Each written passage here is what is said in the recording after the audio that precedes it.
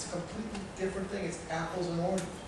The funding is already there to electrify Caltrans that San Francisco produces. VTA is already allocated. But the next question is high-speed rail. High-speed rail is built, which again will come down through the Peninsula Corridor. You don't need to electrify Caltrans. So let's remember what we're doing here. We're creating a ring of rail around the bay. And we're going to build in a really tough economic time a major capital construction cost right through the heart of this heavy travel corridor. It's going to be great for the future of Silicon Valley. The economics are amazing. I'd like to discuss those economic benefits, given an opportunity. Okay, great. What we're doing is, in the middle of a really tough economic time, raising taxes on acquisitions of everything from coffee to new business equipment to employees so that we can afford coffee. And that to me makes no sense. This is not a good time to raise taxes on families or business or anybody. I want to explain what I voted no on. There was not a single vote on, do you like Caltrain or not? Every time that came up, I said, yes, I do support electrifying Caltrain. What he's referring to was I voted no on the expenditure plan, which had a $3 billion revenue source called to be determined. And I voted no on counting to be determined as a revenue source. I am very proud of that vote. I wish I had been persuasive enough to convince 6 of my colleagues to vote no as well, so that we wouldn't be stuck where we are today. And high-speed rail is important, but high-speed rail includes funding for 2 tracks. Now, you don't want to have high-speed rail trains and your locals running on the same track, because at best, your locals are going to gum up your high-speed rail. Okay. Do you want to respond to that, Bob? Yeah, and hopefully we'll get into more. Who backs Measure B? There's a concern about taxes. This is a 1/8 sales tax. It's backed by all the major business organizations, local chambers, the San Jose Chamber, the Santa Clara Chamber, the Sunnyvale Chamber, the Mountain View Chamber, the Cupertino Chamber, the Palo Alto City Council Chamber endorses Measure B, Bay Area Council, Joint Venture Silicon Valley. Every large employer who's made financial contributions, HP, Applied, Intel, all made financial contributions. They realize the future of Silicon Valley is based on building this needed infrastructure. The economics are huge. We did there was an independent economic analysis, which is required to do. Anywhere from $29 to $59 billion will be generated in the next couple of decades off this investment. For every tax dollar, it's projected to get $4 to $10 back. That's why the business community supports this tax increase. That's why they see returns. Okay, great. Do you want to respond? Yeah. The business community's support for a tax increase for this project is limited.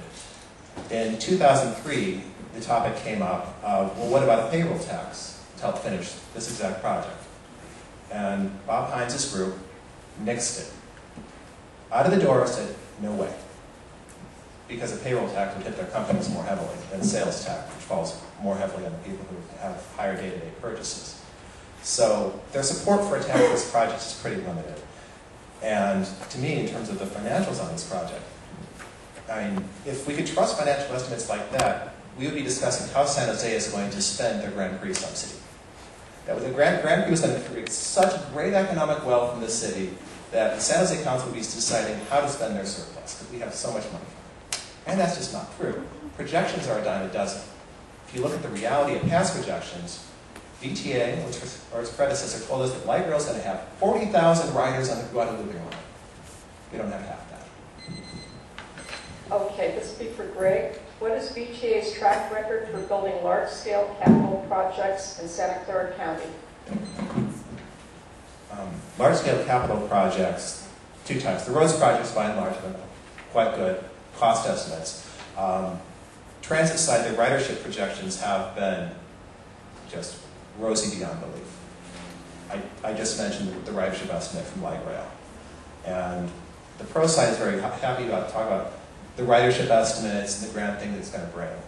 And if their estimate for ridership on the BART line is no better and no worse than their ridership estimate for the Guadalupe light rail line, the last big bill of goods we were sold, then we are going to be about $1 billion short in fares.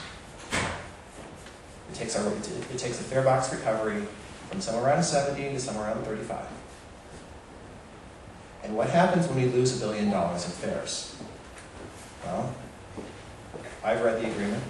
Bob's read the agreement. We get whatever fare revenue there was. If the fare revenue is $1 billion short, then we are another $1 billion short. And that's another $1 billion that we have to make up, in addition to the money that doesn't exist to build it.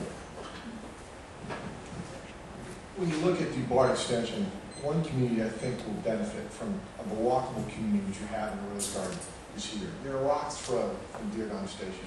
You can get on BART, get up to Santa Clara University, get down to San Jose, as well as ride up to that 680 corridor for jobs in that area, all the way up to East Bay. It's an outstanding link. And BART is a known quantity. It's incredibly popular in East Bay and San Francisco, and there's a reason for that. The fare box recovery for BART is the highest in the nation. It's 56%.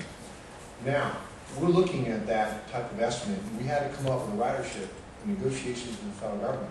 So the ridership numbers that VTA has come up with and ACON has approved is based on what the federal government approves. So the last thing the federal government wants to happen is to build a system you can't operate. They're very particular about that. It's something they watch very closely. Here's the good side.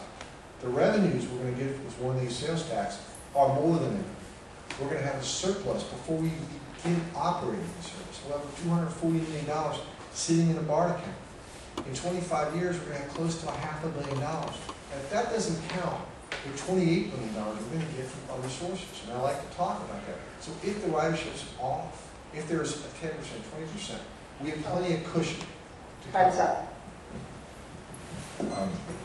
In terms of walking to Dearborn Station to get on BART to go to San Jose State, why on earth would I walk to Dearborn Station, pay my $1 and $2, whatever it is, wait for a train, go one stop to get off at San Jose State?